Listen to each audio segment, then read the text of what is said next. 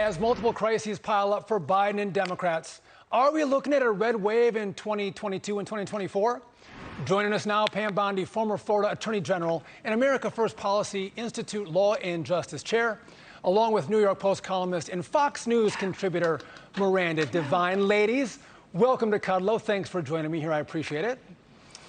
Thank you. All right, Pam, let's go to you first, okay? I think this is probably one of the worst weeks that Joe Biden has had, not just in his, 8 months in the presidency, but also in his 8 years with Barack Obama. What's your take on 2022 for Republicans taking the House and the Senate, and what are your prospects for 2024?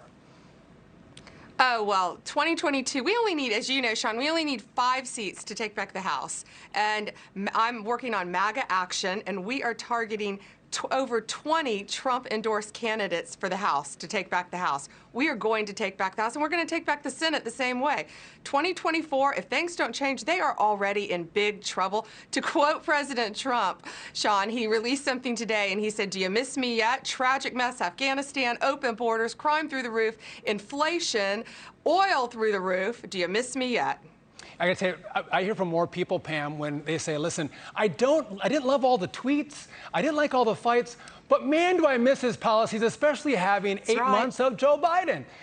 You're spot on there. Miranda, I want to go to you. So I want to talk about the prospects for Vice President Harris. They've improved because we have Governor Cuomo is going to be out of the way. He's resigning. We have, by the day, I think, Joe Biden deteriorating, mentally. We see that ourselves.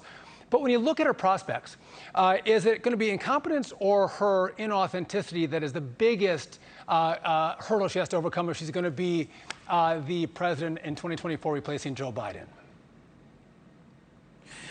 Well, look, I think that the Democrats are coming up to the most almighty backlash. So it doesn't really matter who's in the chair. The disasters that we've had in less than a year of Joe Biden, if people are able to go and cast a vote in the usual way, the backlash at the ballot box will be so enormous that it will run over even the most talented candidate, which obviously Kamala Harris is not. I mean, she was the stone-cold loser of the Democratic, contest. She didn't even make it to the primaries. She was catapulted into the #2 job simply by virtue, this is not me saying it, this was Joe Biden saying it, of her gender and her skin colour. So that's not really much to recommend a person, her identity characteristics that are very superficial and shallow, and she has not covered herself in glory since. She is the most unpopular vice president in America's recent history, anyway, since the 1970s. And she's every single task that she's been given, most notably being getting control of the southern border, she has failed at miserably, and you can't really blame her for that. I mean, that's Joe Biden's mess, and he handed the poison chalice to his deputy, and you can't really blame her for running a million miles. But this administration has failed the American people so profoundly, and Stephen Miller just summed it up so well. The deadliest foreign policy exercise of this administration is at the southern border, and Afghanistan's a disaster anyway. But Miranda, I will say that, I think Joe Biden is checked out, and if she actually wanted to address the border, she has the political oomph to actually do that, but she's chosen not to, and you're right, every task she's been given, she's been a disaster at. But Pam, I want to go to you because 75,000 people have applied to join President Trump's class action lawsuit on big tech. Can you give us an update and what's the latest?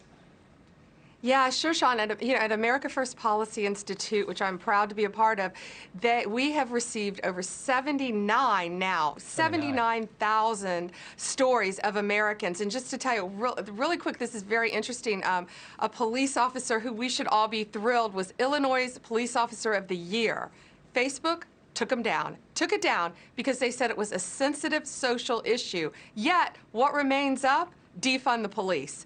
Unbelievable. They're taking down everyday Americans talking about COVID, talking about teachers, talking about masks, talking about vaccines. But do you remember back in the election when Vice President Harris and now President Biden questioned vaccines? That's still up. Makes It's unbelievable what they've done, and we've added a count of unfair and deceptive trade practices based on Florida law because they are not applying, they are being deceptive. The user at home does not know that they are not applying everything fairly. They are not seeing full content because they're changing the truth. They're taking down the other side of the story. 100%. So, Miranda, I want to give you the last word at the New York Post. You guys are no stranger to big tech censorship. What do you say?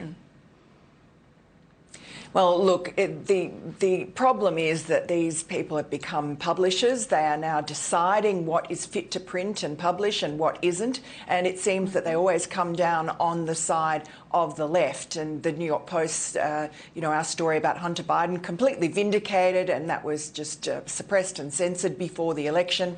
And similarly, the Wuhan lab, I mean, that's all been vindicated as well, that the virus most likely came from there, and yet that was completely verboten and taboo by Facebook, Google, and so on. So they're not the arbiters of truth, and it's not their role to filter out opinions and ideas and facts that don't suit their political priorities.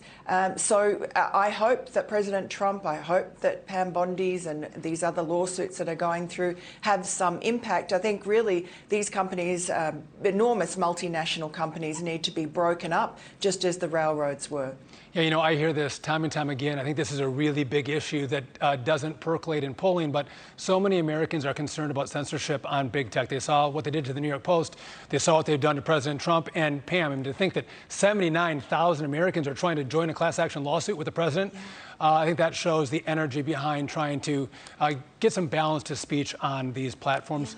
Ladies, thank you both for joining me. I appreciate it. TakeOnBigTech.com. Wonderful. Pam and Miranda, thank you for joining me. Hey, Sean Hannity here. Hey, click here to subscribe to Fox News YouTube page and catch our hottest interviews and most compelling analysis. You will not get it anywhere else.